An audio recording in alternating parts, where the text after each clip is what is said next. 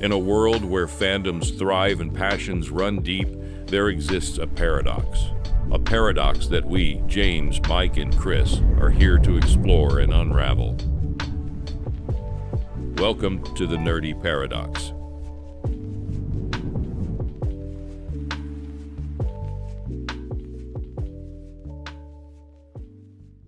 Hello everybody, and welcome to what is now the second installment of the Nerdi Paradoxes Sodcast with your three resident sods, myself, James Raw, my co-host, Rudy Manchego. Hello. That'll do for that one. And Squiddy P. Good morning, good afternoon, or good evening.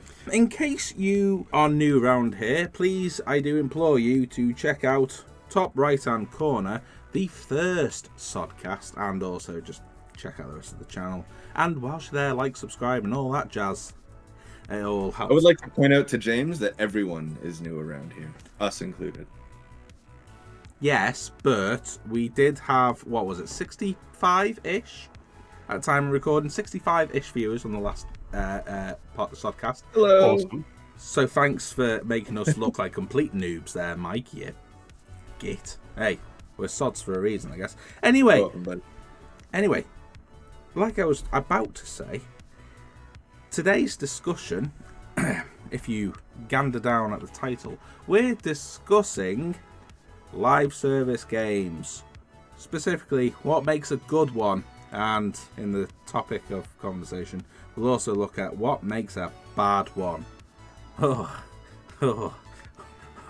Well, I know somebody out of the three of us who's had a lot of fun times with a recently released live service game that they're going to be very happy to talk about, which we'll get to later on in the show.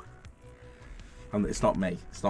And it might not be Mike either, so yeah, process Yeah, elimination. who is it? What? Who's it gonna be? Right, so shall we kick things off with a brief discussion and look at what a live service game is defined as, just in case there's anyone in the room and watching who's like, what do you know about a live service game for? What's that mean? What's that when it's at home, Rudy? For me, it's confusing. It's one of these things the kids are into. It's just, back in my day, we got a cartridge, we played it, and you'd be lucky if your friend watched you play it. But now you can play online with people, and it just ruined the whole thing, in my opinion. But I believe a live service game is really a very loose description for basically a bunch of games which are perpetually monetized. I think that's probably the easiest way to put it. And by that, we mean that's what we were Googling before the episode to understand what we're talking about. He's a literal geezer, too. Back in my day, talking about his cartridges and shit. Back in my day, we had to bury our bad games in landfill sites. I mean, shit, I had a second. I'm not that old. I mean, okay, I was technically alive when that happened, but just... Off topic. Anyway, off topic. We're not talking about eating. My age is off topic, off limits as well. It's kind of like, it's got its roots obviously in MMO. We're talking about it. MMOs have been an online service game in a sense of you often pay subscription access back in the noughties when they hit big with World of Warcraft and every single contender that came in afterwards. But really, these days it's less described as subscription models. The idea, it's a perpetual monetized game where you're either free to play or you buy into it, buy the base game, and you can play perpetually, and there's new content if you choose to buy it, or you can just keep playing it and grinding and that kind of stuff. And blurs the line between MMOs, but we're really talking those kind of, the really big ones that are, everyone's chasing the big ones, the Fortnites, they're chasing the, that kind of Apex model where people keep buying. What about seasonal content? And that's a new thing, but it started off with loot boxes, but you can even describe things of like FIFA nowadays as being practically fully live service game if you want to play competitively. Overwatch was a big one. Yeah, Overwatch was huge. Overwatch 2, not so much, but we'll come to that in a bit. Let's bit of a new Overwatch 2. Yeah. What a wow! man. Is it? It was good. And more and like those are the big ones that you think of, and those are the ones that that are actually played now, and items like Roblox and stuff like that, which I can tell you right now that my 8-year-old daughter's addicted to. But those are the big ones, and those are what everyone wants to be. but they are like the 1%ers. They're like, they're like the Elon Musk billionaires when it comes to global economics. There is a lot more that shot for the stars and didn't reach them, I suppose. Shot for the stars and didn't quite make it past the ceiling of their front room. Yeah, some of them never even launched in the proper sense of the word. But that's the real thing, and it's kind of like it got us thinking because, and it came to it is that Mike has been doing some recent streams on Nerdy Paradox, and a couple of those been playing. What have you been into at the moment, Mike? Come on. Helldivers, fuck yeah. Woo! Spread that democracy. Drop them memes, boy! That's a different. We're not having that conversation. We're not getting into that. How dare there be themes in my games conversation? That's another one. But yeah, and that's an example of a live service game that's launched and has gone very, very well. Better than expected, probably by most bystanders. So that's probably our launching point. So yeah, well, in that case, Mike, as the only one of the three of us somehow who's actually played Helldivers 2, why don't you tell us what makes it good? What's it all about, Alfie? Freedom. Democracy. I knew it. Spreading democracy across the universe. Spreading liberty. I don't want to add to your editing work, but can you just do a flag waving, just kind of like in slow motion, sort of like over it? Done. Super Earth. No. Aside from like the thematic blend of like Warhammer, Terminator, Halo, Starship Troopers, like aside from it just being a glorious amalgamation of science fiction, Arrowhead Studios or Arrowhead, whatever, they've done a really good job of actually supporting and drip feeding release of content, whether it's like upgrades for your ship, like little things to work towards, new weapons, like a little battle pass, quote unquote, that they're calling war bonds. Now I can see micro expressions like happening already when I say that. No, hold up. No, like the paid currency, it's called super credits, but you can get you can get 10 or you can grind them in game, right? So you don't actually have to. I haven't paid shit, and I've already got another 2 of the war bonds, like the paid. So you don't have to. You can just grind the shit out of it.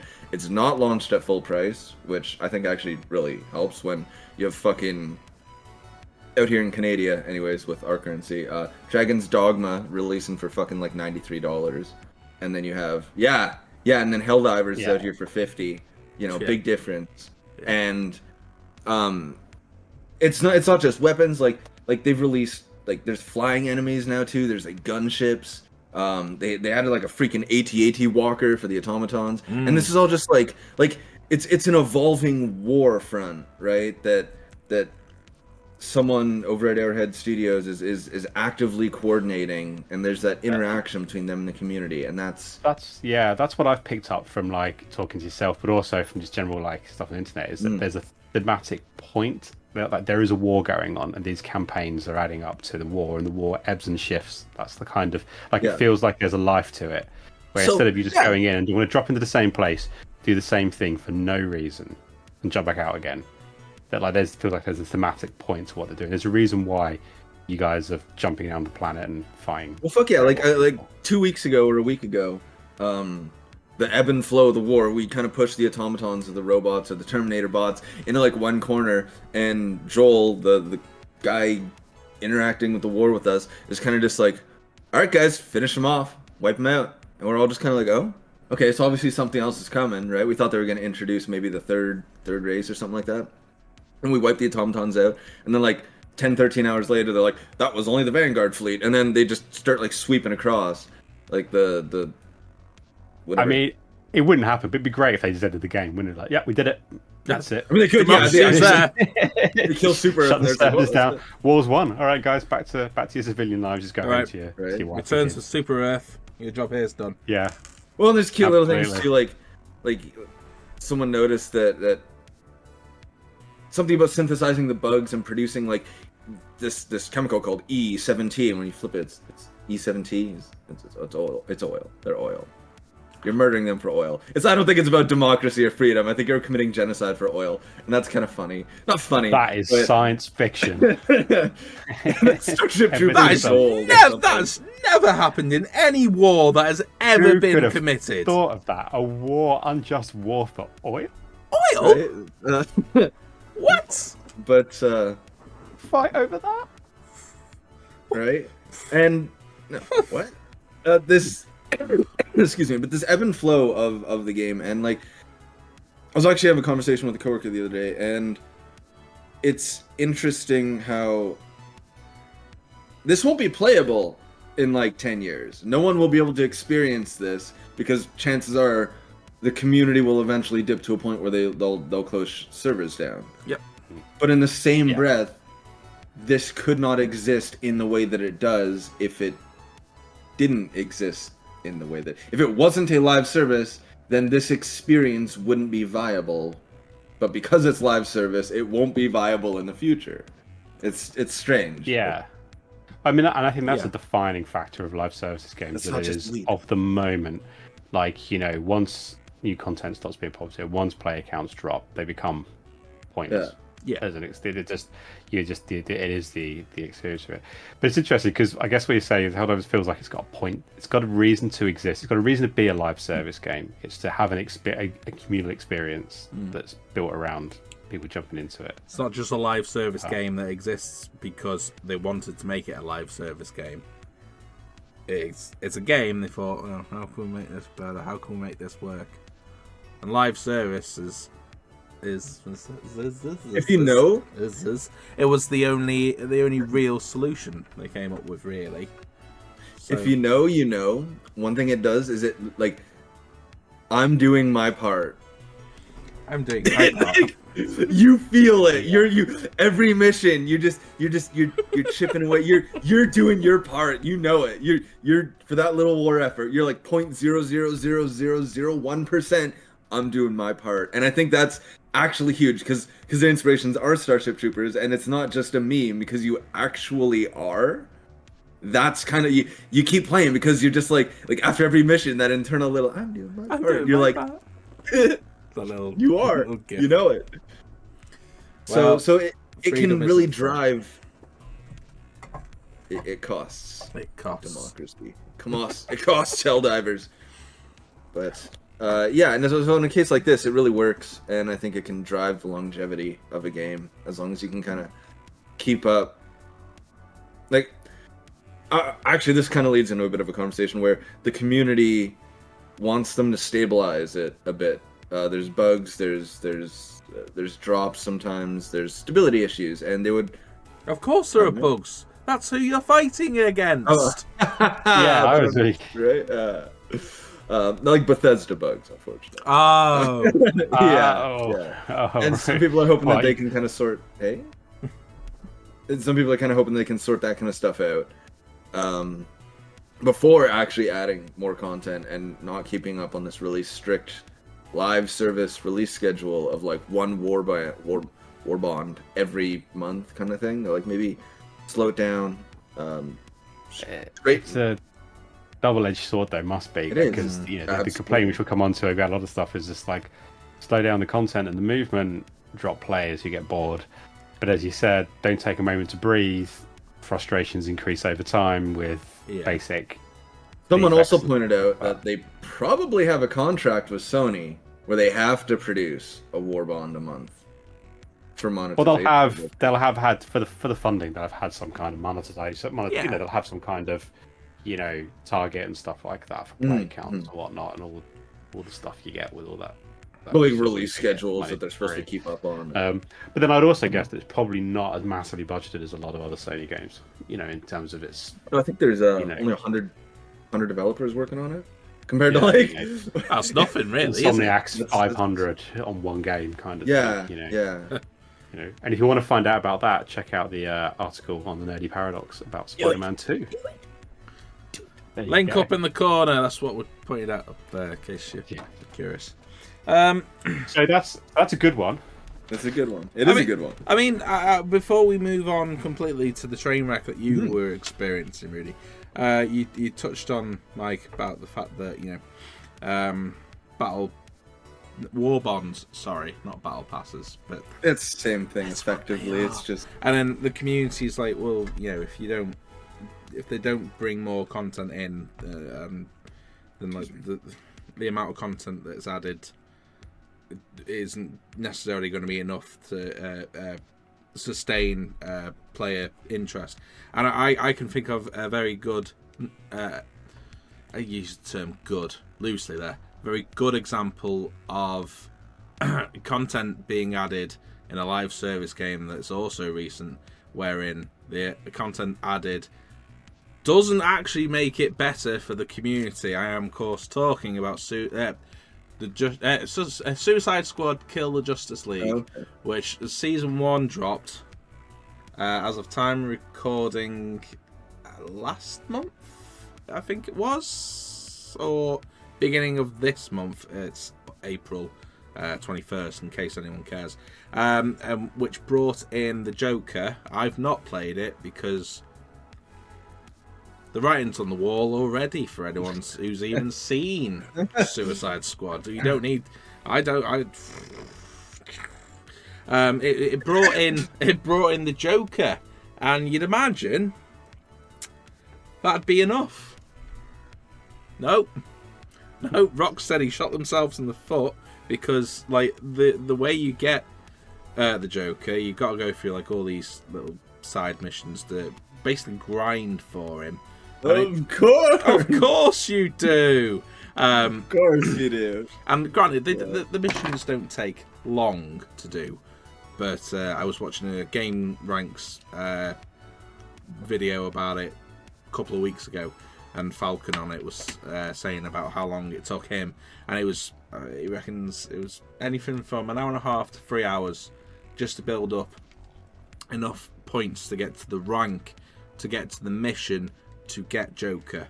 And apparently, he's all right to play as, but yay. Yeah, but it's not. It's Suicide Squad Kill the Justice League. I don't need to say more than that, do I? It's akin to Anthem now, unfortunately. Well, I mean, you're hitting upon several of the things that I want to come to my thing, which is that the problem with most live service games, but also we've got the fun of it, which is that where you thematically your game, the success of the game has to work in the context of a live service. Which is which you made a really point out. You're doing your part, Mike. Game makes you feel like you are one of millions or thousands who are fighting this war, and you are a grunt, and you're seeing your little bit of the fight, but there's a load of fights happening wherever it's at. But like, whereas in space, it makes thematic sense. Yeah, you're one soldier, therefore you are dropping randomly onto planets and fighting battles, because that's what you do, some right? Delightful context for that. So, you're a Helldiver. You go through your training. You get your cape. You step into a cryopod. You step out of a cryopod on your super destroyer, over orbit on a planet where you're about to step into a hell pod and get dropped down like literally 10 seconds after you step out of cryo. And then you might fight for 10 minutes and die, and then get replaced. That's which is what the game is going for, both the point of it it's delightful. And also, but it kind of works. Whereas, we'll come on to it, but Kill the Suicide Squad is like Kill the Suicide Squad. Suicide Squad Kill the Justice League, which is that's kind of a Freudian. Basically, yeah. It's like what the player base have done. Kill the Suicide Squad game, but that was what I meant to say. Clearly. No. The player base hasn't done that. No. Rocksteady did that. They did that themselves. Well, Warner Brothers. Warner Brothers did. Yeah, but that's the whole point. You can't attract people. Publishers. You can't attract the audience that having the content. But ultimately, why? What? You couldn't physically play as the Joker and not break the game if you wanted to be the Joker.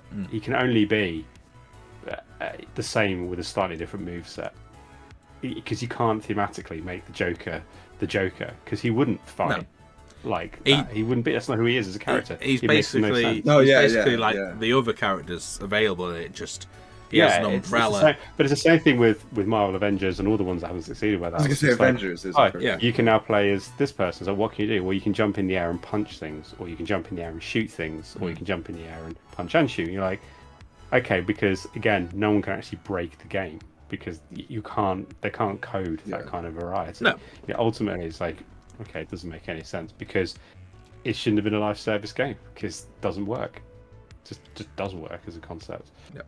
You know, but yeah. Sorry, I was jumping in there, but that was fine. Yeah, it's good.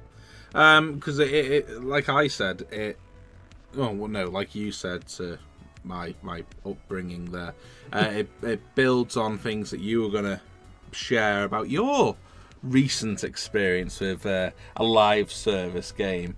Would you care to elaborate on that point there, Rudy, and tell the fine, gentle people at home what you've been playing recently for our enjoyment? So, like as a kid growing up, where I'd always back the wrong horse. Microsoft, I've been playing Helldivers. It's the tits. I'm jumping in on Fire Mom streaming. I'm loving it. And I was just like, yeah, I need to get on this live service bandwagon. I like pirates. I'm gonna. I was like, there's this £70 or $70 new game coming out from Ubisoft, right, which has had no problems at all in its development life cycle. It's a quadruple A. It's quadruple A, which means it's going to be better than every other game ever made. And I, hopped in and got myself on Skull and Bones. Now I will admit, I did not pay $70 for it. I wanted to play Prince of Persia, and I splashed out on the Ubisoft 1 month subscription for the Connect Plus thing, so I could play it. So Ubisoft Plus. Yeah, it was good. But I played it on Xbox Series X because you played on that. Sorry, Series S, which it means it's going to my phone. But fundamentally, I put a few hours into it. Cannot see the point of why this game exists, and I just genuinely can't understand how it's supposed to attract players to it. And I'm not a big live service kind of person. I'm not really been into it, so I've seen Mike going like, Helldivers is amazing. I can't want to get back into it. Just one more round, just one more go. And I'm like, probably will play some more of the Skull and Bones because I talk about it on the podcast. But I've upgraded from a rowing boat, and now I'm in a slightly bigger rowing boat. No, I've got two. I've got 2 oars as opposed to 1. So I mean, it's a little bit quicker. Like that. I can just go like that. But it just is rubbish in the sense of, and I'm not doing it to just shit on it, but I can't. You start the game and there's a bit of a prologue scene. It shows you and it shows you again, like most, like the most obvious AAA things. Like, here's where you're going to be at if you've got to later and you've got all your skills. There's like a kind of like you're in a big pirate ship and there's a big naval battle and you're like, this is cool. And it lasts about 30 seconds and then obviously the story starts, which isn't a story. But you're washed up after a battle and you get picked up by 2 other pirates in a roundabout. You go, and this is no lie, you look like an adventuring type, you can be our captain. That's just it. That's the character development. That's it. You're like, but I'm in a rowing boat, and they're like, yeah, and you're like, okay, yeah, well, we're not going to be able to do much in a rowing boat, so let's row over there and get the directions to a big pirate city where we can get ourselves sorted. And then you go to the pirate city, and they go, you're nothing, but we see potential in you. You be nothing. Be quite clear. Yes, pretty much. Yes. It's just, you've got potential in you. Okay, go see this bloke. And he'll get you a slightly better boat. You go see this bloke and goes, I would do, but I need some wood. So you go find some wood. And you get a slightly better boat. It's like, right, but now you're going to need some cannons. It's like, right. So now you need to go see this bloke. You're like, right, I need some cannons, mate. And it's like, you can get a cannon if you want, matey, but I need some steel. I need some steel. You see where this is going. I feel like you're playing it. Just down and you're like, right, but I can't fight or anything yet. So I'm going to sail again. 5 minutes, 2 or 3 minutes, sail, found some stuff. It's like, but I finally got some cannons. It's like, here we go. It's like, some French people. I don't know why, just literally French people. No other explanation. They're French are over there. You're like, if you sink a couple of them, it will give me the stuff I need to make something better, blah, blah, blah. And the idea being, I can kind of get it, but that was it. That's all that happens. And I just want to say, it sounds like a mobile game. But no, it's. I was just kind of, okay, right. And it's really weird. Like, so you go on the boat. So I got it to a point where you have ship-to-ship combat. And also, it's boring. Like the actual mainline Assassin's Creed games is based off Black Flag, but even like Odyssey and stuff like that, the ship battles and that. You sail to someone, I shoot them for a bit, then I go next to them, I press a button, there's a cutscene where you board them, then you win. Oh, cutscene. Nice. There's no transition to it. You sail, you want to go to a dock, you press a button, you just appear on land. You go back on your ship, you just appear on land. You don't move around your ship at all. You don't engage on your ship. You just see it. There's nothing. It's a platform. In there. And so far, as far as I can work out, the only real point of grinding is slowly you get bigger, better ships. But the missions are all go here, find something, explore something, have a battle maybe, come back with it. You get a bit more R as you come back, and that's it. And that's it. Sounds like it makes you want to go back and play Starfield instead. I mean, it's basically Starfield, but with pirates instead of. Oh no, there's pirates in Starfield, so yeah. Yeah, more pirates, and I mean, and obviously, like less. Just for a start, it looks crap. The character models are horrendous. I mean, I'm playing on the Series S, which is the least beastly like device possible. I get that, so you know. Oh yeah, but no, that's higher end. But at the same time, it looks bad. Like the animations are Skyrim era level kinds of animations and stuff like that. Come on, whoa. You know, I'm saying, you know, it looks 10 years old. That era of gaming is what you're trying to say. Yeah, I'm not saying it's bad. I'm saying it's an era thing. You know, it's my job. Well, no, because you can say, well, these look a bit janky, but at the same time, there's an amazing world to explore. It's like, oh, this looks a bit janky, and now I've got to go find some coconuts. So, you know, and that is honestly one of the things you can collect. And there's a mini game to collect coconuts. Oh wow! At least it's not just a cutscene. That's something. It's not a mini game. You have to just press one of the triggers when there's a dial hits a blue bit. And it gets a little bit harder. But how the question on everyone's lips as they're listening to you describe all this, how is it a live service game? Because you've literally just described it.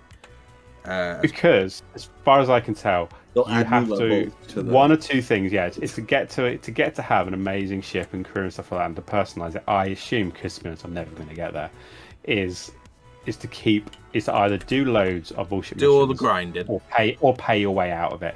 And then there are going to be introduced. There have already been a few, like, so when you go on the Splurges and say, oh, you can now do this adventure or this quest or this thing, yeah.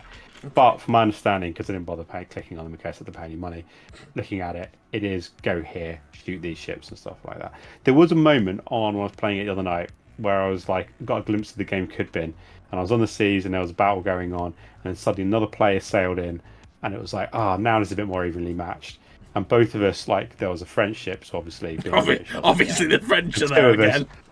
Again, I've only fought French people so far, so maybe I'm not very far in the game, but both Easy, of us went... That's just it, because Ubisoft, yeah. A cool moment was that the two ships, we both broadsided from other sides this one ship and just sunk it. And it was like, both of us as cannons. I was like, that moment was like, oh, that was good. It's not been repeated, but like, it was 30 seconds. I was like, there is something, the idea of being in control of big boats.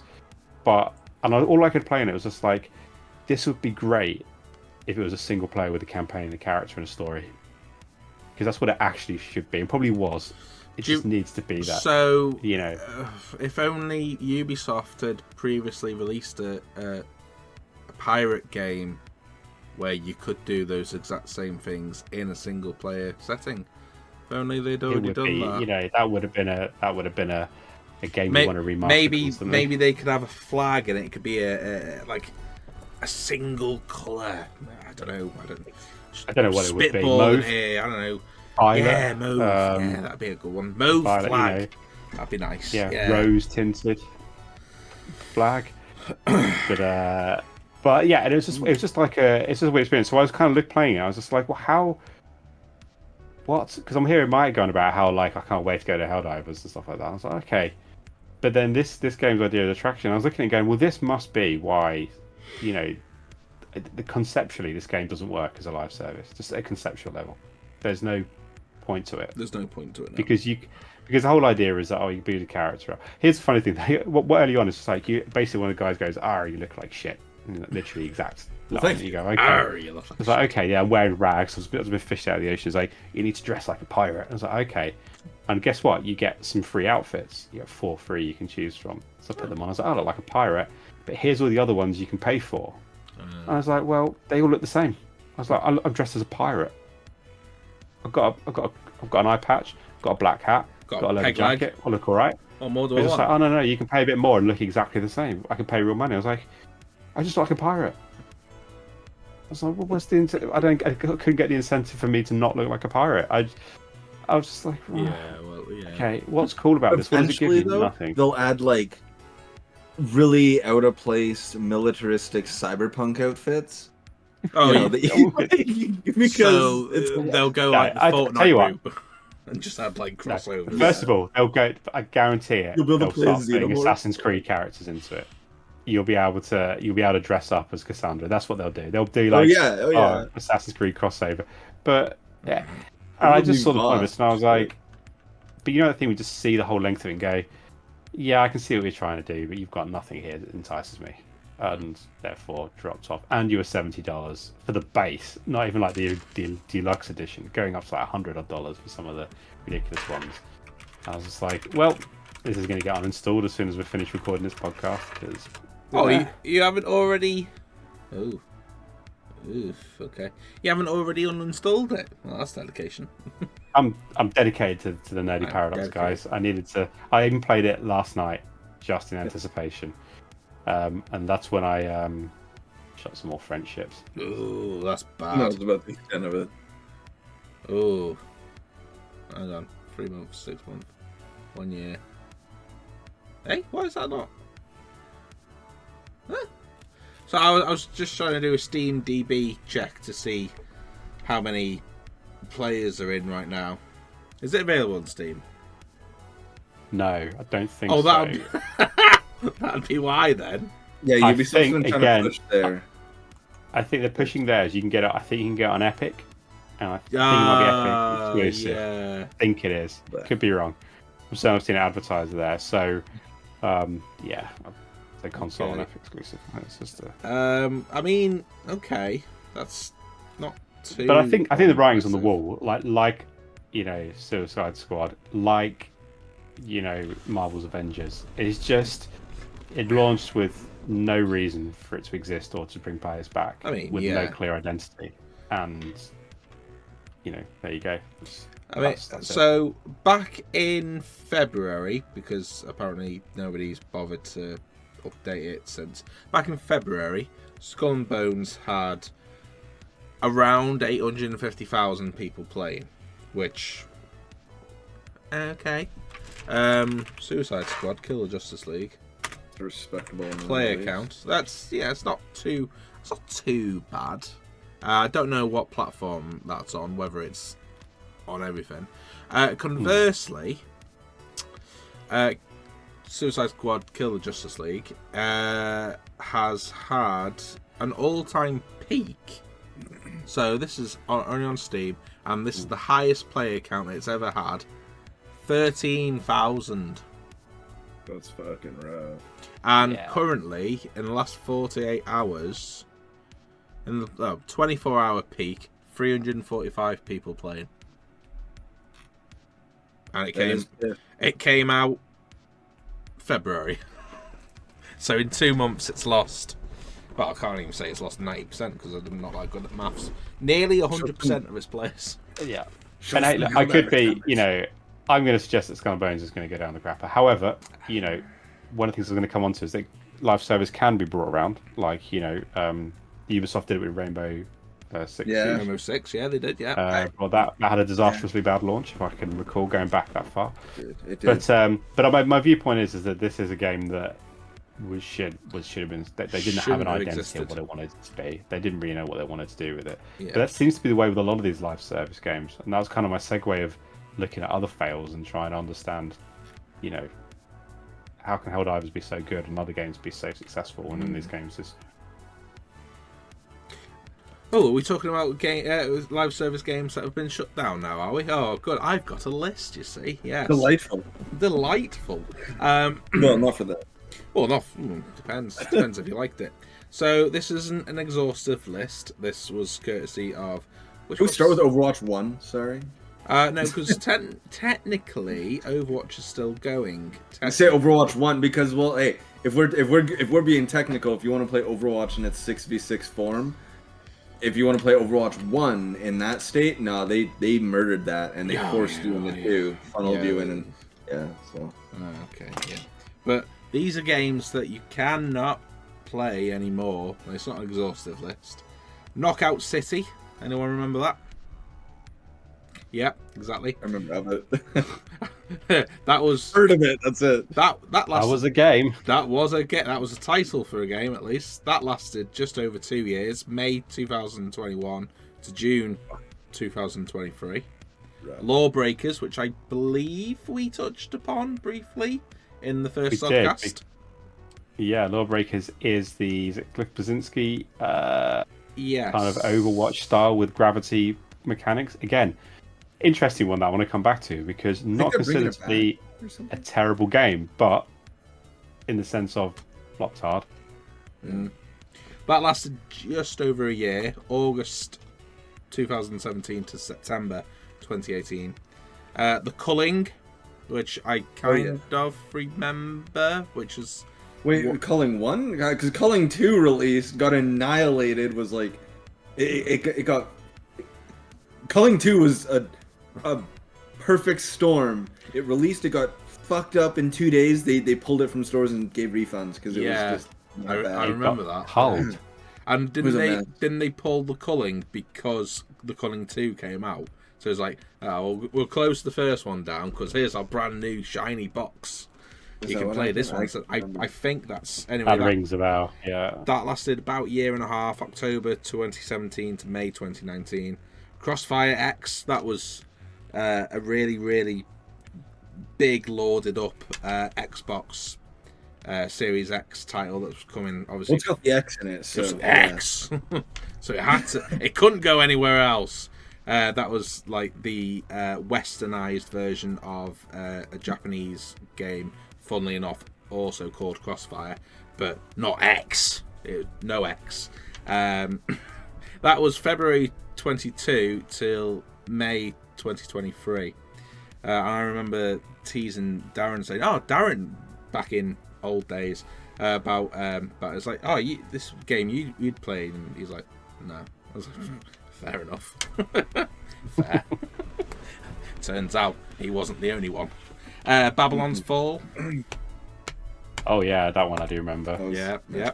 March 2022 till February 2023. Paragon, going back a little bit. Not much. That lasted 2 months. Go on. I was just gonna say that one had quite a community. I know people like Paragon. Yeah, people enjoyed that one. They did, to be fair. Too bad. That lasted 2 whole years, March 2016 to 2018. Ooh. Which 2 whole years, almost to the date. One of the big ones, Marvel's Avengers. That was September. It's dead. Dead. That's been dead. You can only play it offline. You can play it single player, but you can't play anything beyond. You can't buy it anymore. They made it so you can't even buy it. So unless you've already purchased it, you. And I actually, before it closed down, I bought it on Steam for £2. Do you know what I'm a little bit annoyed at myself that I hadn't already purchased it on Steam, because again it was going like dirt cheap. I was like, fuck it, why not? But now you can't do it. I've got it on my Xbox, but yeah. That was September 2020. Weird times. To March 2023. So that's, considering everything that everyone's shit on it for, because that was Marvel's Avengers. Evolve. Remember that? One of the I do. I remember that, and I first got my PlayStation. Yeah. When I first got my PlayStation 4 and I got it, I was like, I should buy some games with it. And one of the game bundles could have come with Evolve, and I was just like, that looks interesting. And I'm very glad that I didn't, because it was Evolve. And I'll be able to play it within a few weeks, you know. I mean, Destiny ate its lunch, and that's saying something. Yeah. It never recovered, really. But, saying that, it still lasted from February 2015 till September 2018. But they did technically relaunch it midway through There's like that cycle, didn't they? big wave of asymmetrical multiplayer games there. And they're still going because was it the Friday the 13th one got delisted, but like literally just last month. Again, it's April, so March. It got relaunched. So apparently there's still Dead by Daylight's still going strong, even though that's 7 years on. I think the Evil Dead game's going alright, but I gotta be honest, it probably won't survive like another. Yeah, I don't think it will. I've played that with friends, and no. Anthem, obviously the big one. That was February 2019, all the way through to February 2021. So again, 2 years. And then the most depressing of all of these, a game called Radical Heights. Do you remember this one? I mean, I'm sad about Anthem, but I do. What?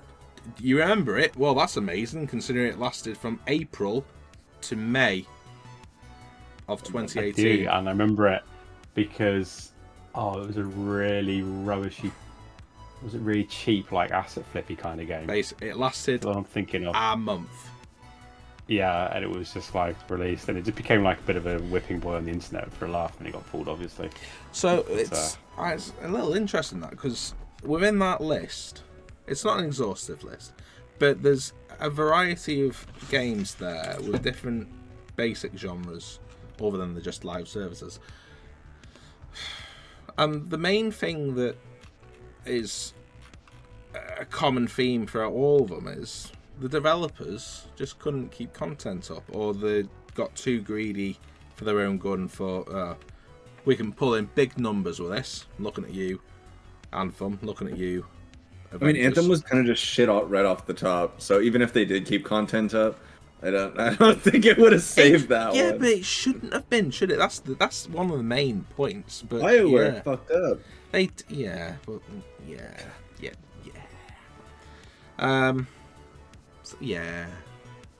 It's sad. Who didn't want like a fucking fly around mech thing? But like exactly. Not mech, yeah, but oh, it's really annoying. That's how they dropped the ball. Is because I've a couple of weeks ago I saw some Facebook advertisements, obviously on my Facebook, obviously, for a game, and I couldn't tell you the name of it now. I'm sure Edit Me will add it in whilst he's doing the edit. If so, thanks for that, bud.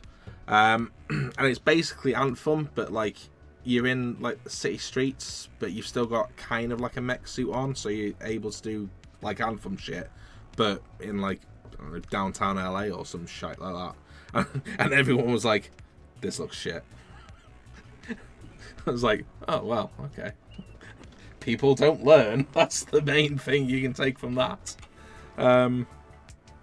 Execution. It's only execution. Yeah, exactly. So, things like Helldivers 2 done really well. Things like GTA Online, for as much as it's, a fucking money sink. I read that GTA Online's made Rockstar something like $8.3 billion.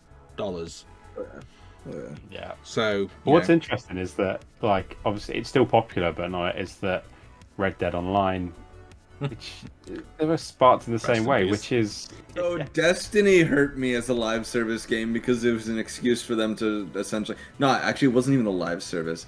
Scratch that, because.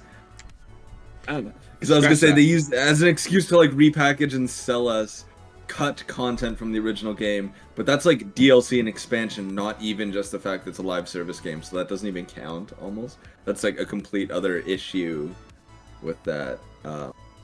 Yeah, and I think what we're saying is that you've got some trauma there that we need to work. I do. No, I fucking Destiny gave me some PTSD, and I still have. But the thing is, really, it's like one of the things I think it's more true of live service games than anything else is that you are the promise of a game.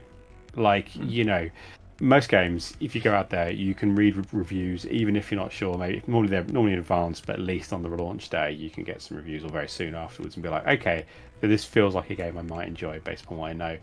The live service game, you have to take a bet that this game is going to connect with people. Because it doesn't work. You can't review You can be like, you know, review the future. That's you can't review the yeah. community. You can't review whether it gets traction and gets loads of people and gets like that kind of zeitgeist feeling of, as you said, like being here and now. And it's just a real risk. And I think, you know, people are a bit risk averse, and because particularly if you've got something they love, and that's one of the other things. My biggest theory about live service is that there can't be that many in the marketplace, because, you know, it takes something pretty special to pull Mike right now of his Helldivers, you know. Yeah, because you know, Odyssey. The main attraction is that it's a game where you are sinking 200 hours of your week, not just, you know, your whole game time that you're gonna spend with it. 200 hours a week. Jobs. Exactly. 200 hours for a week. Yeah. You're supposed to be putting that much time in our game, and if there's like 20 games, you know, there's more, but 20 games all vying for that same person's attention, you just can't do it. You just can't do it. Plus, you know, we're adults. We're responsible-ish adults. I got a fucking 4-month-old, you know. I'm trying my hardest to play on my Steam Deck on GTA and other shit like that. And, you know, he's taking up my time. I've got a full-time job. And I've got to pull up with these two clowns sometimes out of the week as well. You know what I mean? It's a lot. It's a lot. Yeah, Mike. It's a lot to deal with in 1 week. And for you to try and put that much time into a game, it's rough, isn't it? Rough. Yeah. And if someone said like, well, okay, and do you want to bet that you're going to want to spend that time on it and give us $70, or in my case, $93, you know, and hope it's all right. Oh, that's kind of like a big ask from people. It's off and topic. then for an obligation. Like, yeah, it's off topic, but with Skull and Bones costing 93 Canadian dollars for you, how much is the ultimate Dragon's Dog? No. Oh, okay. Yeah. Star Wars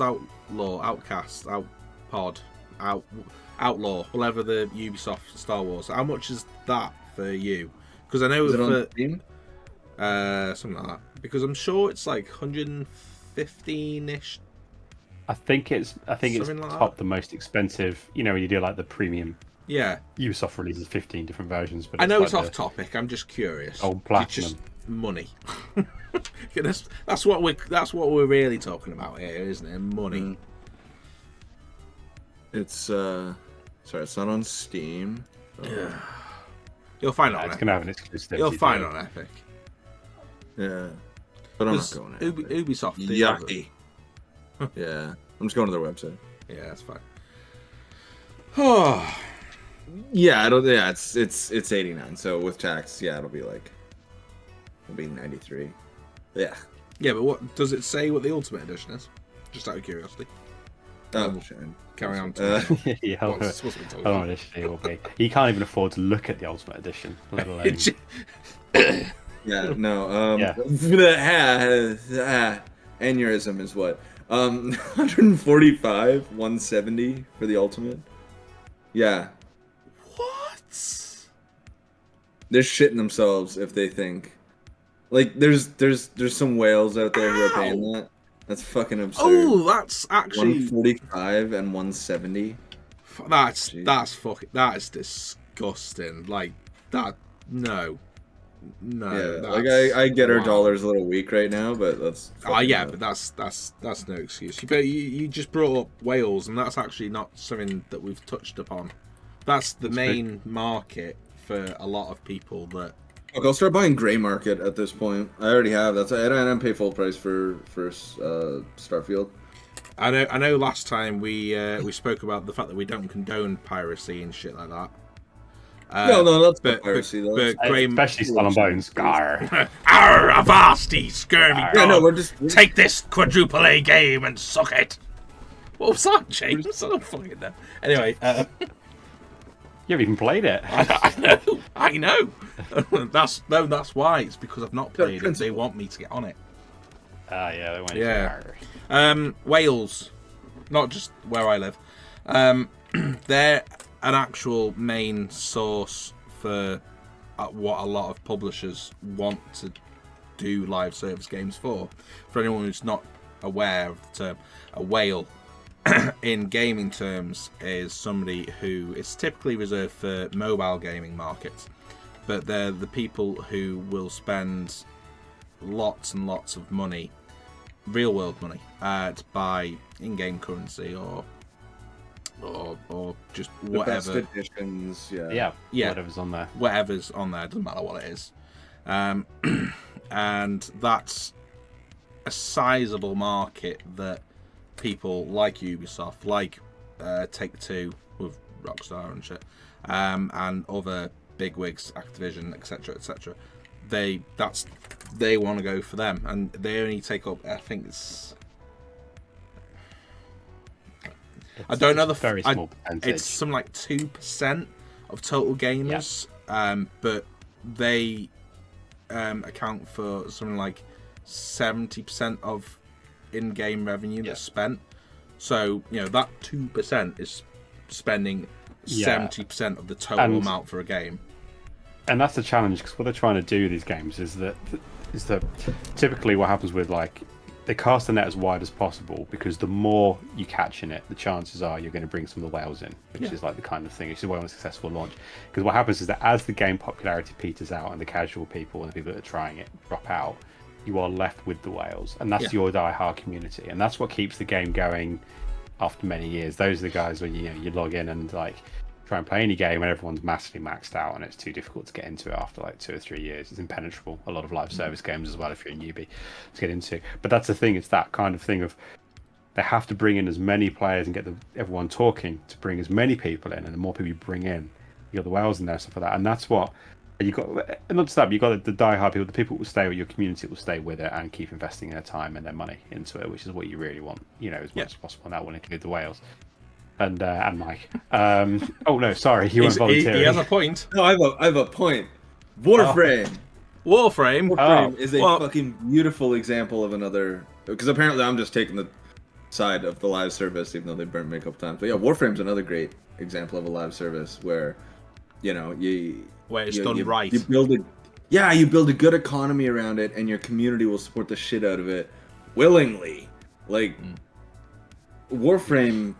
Well, this touches on a point right here there, which we were having in like our prep for this, which was that one of my suggestions for this title was like, can a live service game be good?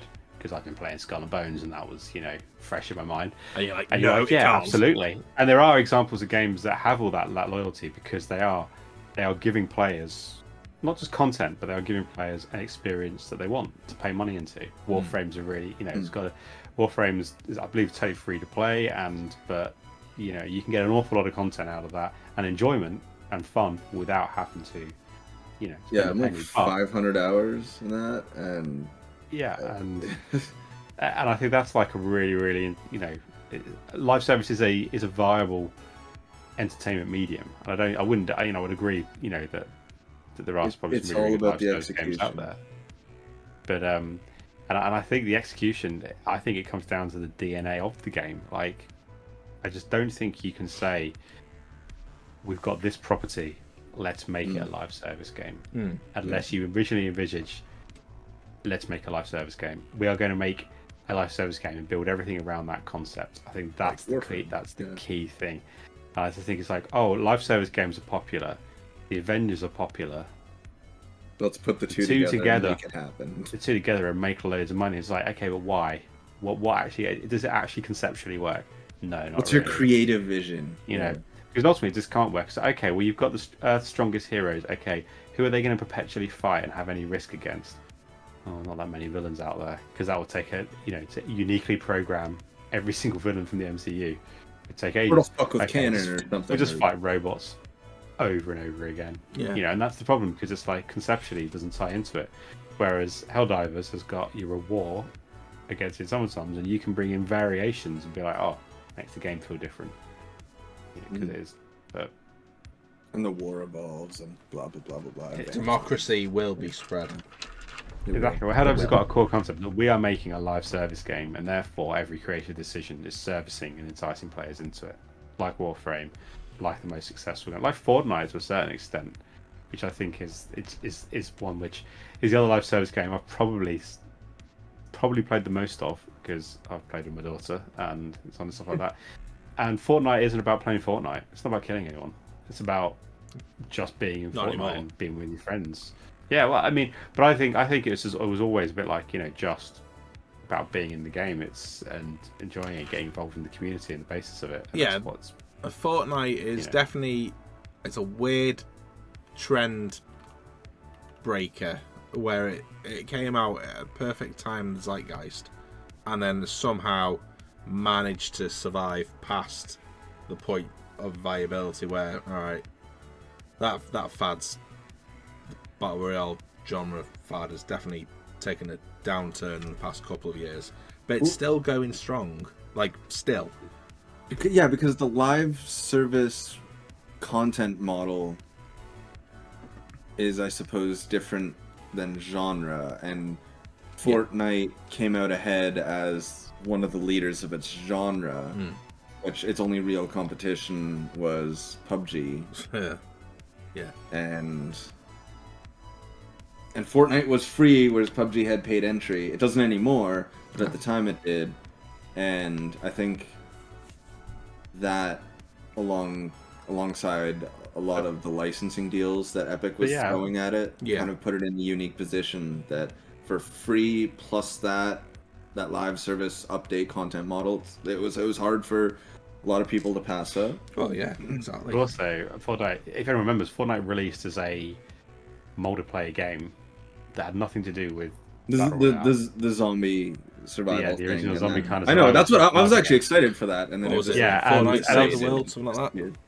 Yeah, and it didn't, it wasn't necessarily a bad game, but it was a case of like, they were like, oh, okay, player base is dwindling on this, let's pivot to this PUBG. Well, because they thing. wanted us to pay for that, but then they didn't want us to pay that. That's, I think, what kind of fucking torpedoed it. If you'd reversed it and you'd made people pay for the battle royale, and then you made the Save the World free, then it would have been the other way around. But it was the way that they marketed it. I think that was, I don't know. I was would suggest it inevitable. worked out quite well for Epic. In hindsight, but- yeah, I think. Well, Yeah.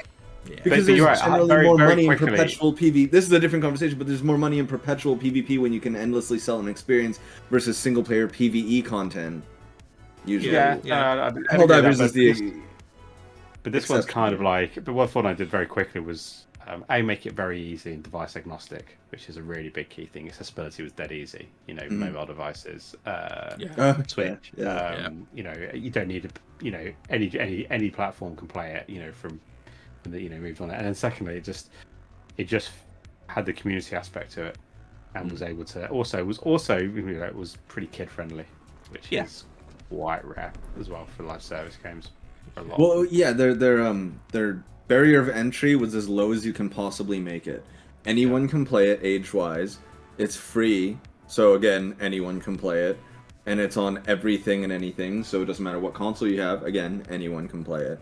So it's if you can create an environment where people are willing to spend money in that kind of not exactly closed garden, and then you're able to lower the barrier of entry so that everyone can be a part of it.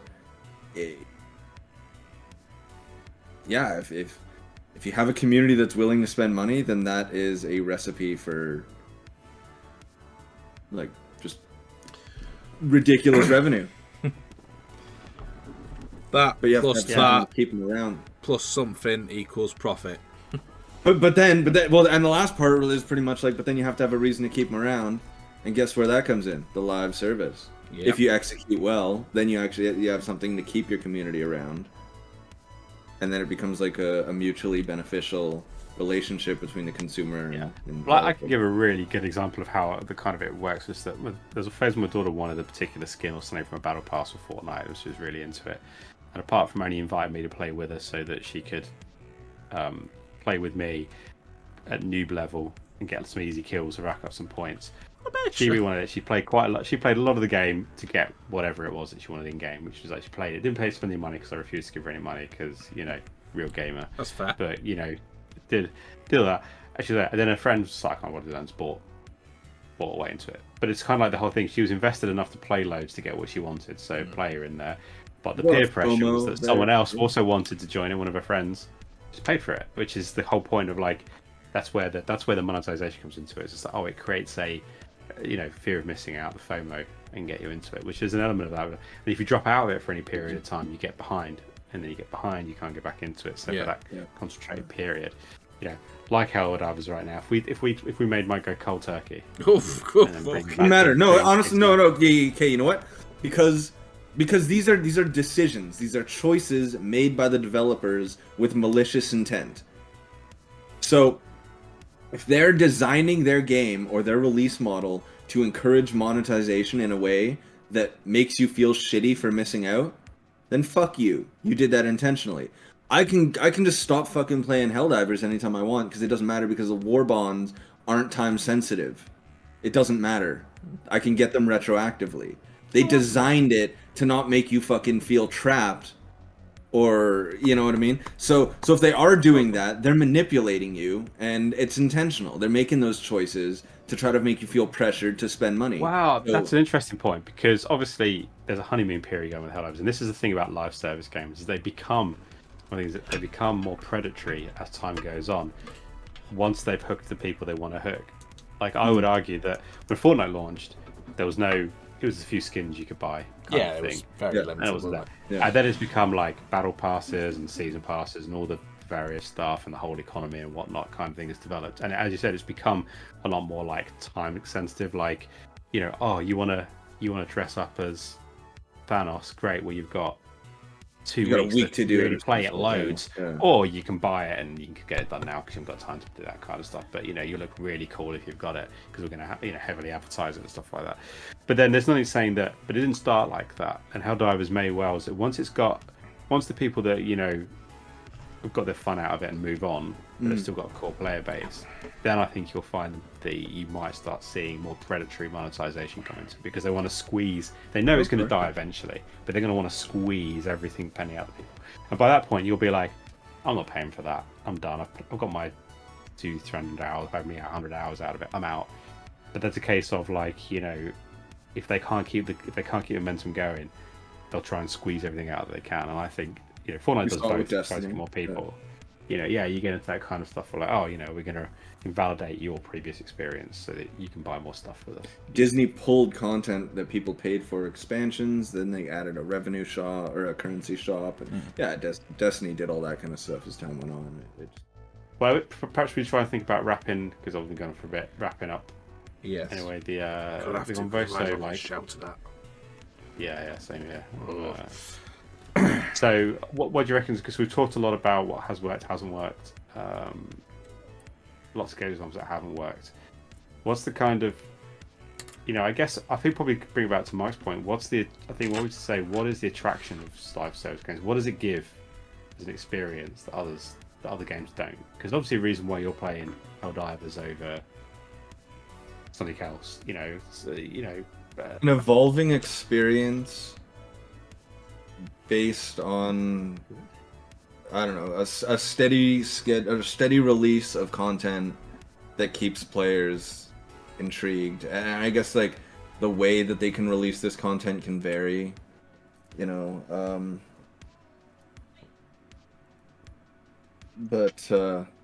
in short, and is there an element? I think it's retention. Yeah, yeah. In short, it's a way to not necessarily guarantee, but to try and achieve audience retention for as long as possible, isn't it? Well, because it's mandatory. It's like well, not mandatory actually. I guess that's a part of our conversation. It's like when it's executed well, then the core philosophy is baked into the game design, so that it complements itself. Yeah, and it doesn't kind of. That's when it works. And I'll be saying that that's what makes a live service successful. And ultimately, you can look at many, many other live service games to say that they were never built with that philosophy in mind. They were built purely with this will be perpetual income, as opposed to this will make a good live experience. Right. Well, fair enough. That's a good chunk of our time and your time that we've done discussing the finer points Our time. Democracy's time. Our time. I see. Okay, yeah, that'll work. Our time. Our. That's a pirate hook. That's what that is. Our time. A good chunk of our time discussing the finer points of what makes a live service game live or die, in as fewer words as possible. We've looked at good live service games, Helldivers, especially. We've looked at atrocious live service games, and Suicide Squad, and Suicide Squad, and Marvel's Avengers. So, I mean, in conclusion, they just want to make money. Just fucking. That's what it is, man. That's what it is. Whoa! Whoa! Are you? Nuance. Whoa! What? Nuance. You said make Epic does stuff for money. You said make it, do it again, but a bit more intelligence. Then that's. You don't get much more intelligent than just making a point more concise, do you? Let's be honest. That's the 1.3% more intelligent I asked for. What is this capitalist bullshit? Capitalism. Well, what is yeah, exactly. I suppose, does it go back to the core principles of capitalism, which is that in theory, if you give people something, a product that people want, they'll pay for it. And ultimately, if you give people a product that's shoddy, they won't pay for it. I mean, yeah, it's not like I jumped into Helldivers because I was just some blind tool. Like, I left it for a couple weeks and I saw a bunch of good reviews and I saw that like the experience was there and I was like, oh, okay, this actually is worth my money and time. And then I hopped on board, you know. So to quote or to paraphrase a very well-known phrase. I said phrase far too many times. Yeah. If you build it, they will pay. For good content, obviously. There's more. I don't think you've seen that film, have you? Not since I was about 6. Yeah, no. I was gonna say I've not seen it since I was a kid. So. No, but yeah, if you know, you know. So I guess what I'm gonna say, you've got, you can give examples of stuff that you've been really into, Warframe, Helldivers recently and stuff like that. What is it that makes it good for you? It's a place where you want to be. I already said that. It's a place where you want to be. It's a place where you want to. Where you want to spend time, because it's not necessarily something you get in single player narrative driven games. Go on. I keep interrupting, Mike. Go on. I mean, it's just perpetual progression, I suppose. Like, again, like the live service model works because like. You ever play the shit of like Mass Effect or something like that, and you have the best gear, and you have all the best shit, and you're like, man, I want to keep fucking playing this game, but I have all the best shit, and there's nothing else to do. Yeah. Exactly. Live service, it when it's executed well, gives you that point. It's like, oh man, I've gotten everything in this game, and I've kind of achieved everything, and I feel like there's no point. But you know what? These motherfuckers, they got me. Next week, they're releasing a new mech suit or some shit that I can, whatever. I don't know. Like there's more to come, so I can keep enjoying this thing without having to like replay it over. Not, you know what I mean? Like experience the same content over and over and over.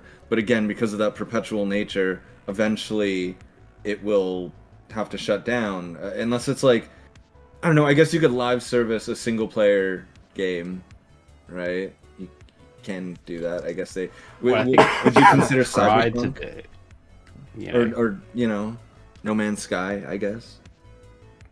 It's an interesting point because I think that like the traditional DLC route is an attempt to continue and get people playing single player games, and it I would works. consider different and non-live service because it's not. But but you're right. I would still play that and finish it and then be left with nothing else to do for incredibly long period of time potentially. That's the difference, isn't it? It's just like, okay, great, I played Cyberpunk and it was at least 2 years before the DLC came out, which I went back to and enjoyed it, but that's not a live service experience. No, I guess not. No, they just updated it. It's just to get the original games bigger, and that's the thing, isn't it? It's that progression. I guess touching into it is, I think that's why what makes a good one we talk about is that the flip side is that if you don't build around that experience, that service of progression and stuff like that, and a reason to do it, you're left with things like Skull and Bones when there's Just no a core world. reason to do that loop. You're just left with, oh, could you just do this, please, because it might make us some money. Yeah. It feels like that. Just do this It because feels we like that play in designed the game. We designed it for you to do this ad nauseum because that's what you paid for. So We haven't said the yucky term yet. Ugh. Ugh. Ugh. Games as a service. Ugh. ugh. Ugh. Games is yeah, it is. Ew. Even just sounds gross. It sounds slimy. It sounds corporate, It's as a service is the model that everyone thought they wanted. I think that's an interesting one because this is, They served us all right. it served us some floppy pants in some cases. Is that what you will? But that's just things like looking at Suicide Squad is a really good example of okay, we've just done Batman. What's our next game we're going to work on? Oh wow, that Fortnite and Destiny is doing well in 2015. Yeah, we'll do that. Let's do that. Let's do one of those. So okay, yeah, and then just like, but we do primarily single player games. It's like no, we want this to make money forever. So okay then, we will try and force these two genres together that don't fit, rather than designing a game from the ground up, because ultimately it doesn't work in that universe. I think that's the real key, as well as being able to follow up what you've got, being able to keep that drip feed of content going.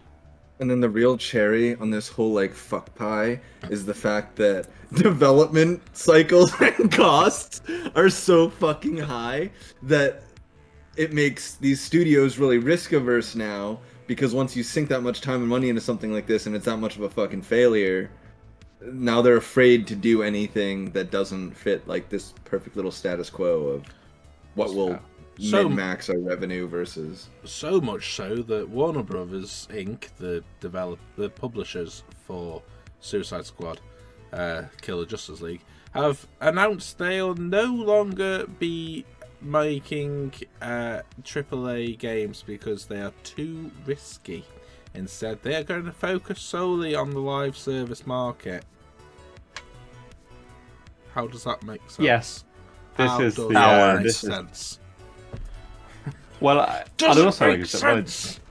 And knock me out. what I would argue is that the most successful live service games are nowhere near as expensive to make because they tend to not need the AAA values as they need them. I'm not saying they don't cost lots of money to make in a lot of time, but Fortnite, the base kind of thing, is not as intensive to make as the most expensive part about Fortnite, and I could almost guarantee this, will be the licensing of all those other properties. Yeah. Oh yeah.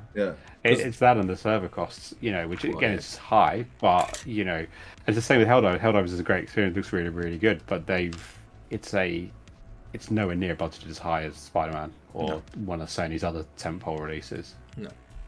Clearly, because it doesn't need to have as much of that production value in there. But that's when you look at something like Suicide Squad costing $150 million to make or something crazy. Okay, that should, that's because you tried to do two things at once. You try to tell a single-player, expensive, lavish storyline in a live service world. Same with Avengers. Again, that was $130 million to make. It was high. I remember that. And it was on. So, Exactly. I think, as a nice way to end today's Sodcast, it's actually pretty much the same way we ended last time's Sodcast. Companies just want to make money, and they see or have seen live services as a easy way of doing it. But as we've discussed to a fine point tonight, it's not that easy, is it, guys? No, sir. I promise we're more nuanced. Are we? Are we there? Nuance. New pants. What is that? New pants. You can't spell nuance without an N. I've been James Raw, your host with the most. And thank you very much for listening to us ramble for checks time on OBS recording. 1:28 minus probably 10 minutes ish of me having to deal with baby, so just over an hour and 10 minutes of your time and ours. I'd like to thank, as always, my co-hosts with the the most comb overs. No, that's Rudy Manchego. I am quite close to comb over stage, just so you're aware. Thanks for touching on my appearance. Shh. What are you on about? I didn't say anything. And Squiddy P. Imagine whatever you want under here. Oh, I imagine a lot. Glorious. I don't want to know. I don't ever want to know. Edit. You know what to do. If you've liked this video of what you've watched and or listened to, if Rudy ever pulls his finger out and does the audio version, please do like what I still don't know where the audio version for the first one is. I don't know where it is, pal. You tell me. Oh, we're gonna play that game, are we? Oh, right, I've got a baby, pal. So and pants to wear. I don't know. I don't know. I'm trying to make excuses, but it's not working very well. Anyway, getting back on all the blurbs. If you've liked this video and liked what you've seen here or listened to here, please do consider liking, sharing and subscribing to us here at the Nerdy Paradox. You could check us down on various social sites. I'll put the links in the description now that I think we've been verified on Googlings, so we should be able to do that. Retroactively, we'll put them on the previous Sodcast. It's just I've not really been able to get to the computer because, again, baby. Don't do it. 2 out of 10. Would not recommend. Thank you, Rudy. Thank you, Mike. It's been a pleasure. Rudy. Jobs. Why don't you, if you've enjoyed this video, leave a comment on your favourite live service game. Maybe one that you've sunk some time into. Based on what we've spoken about, you should now have a bit more of understanding of what a live service game is. Sound off from what you think a good one is, or again, or a shitty one, or a shitty one, or again your favourite one, and then let's have conversation going. That'd be lovely.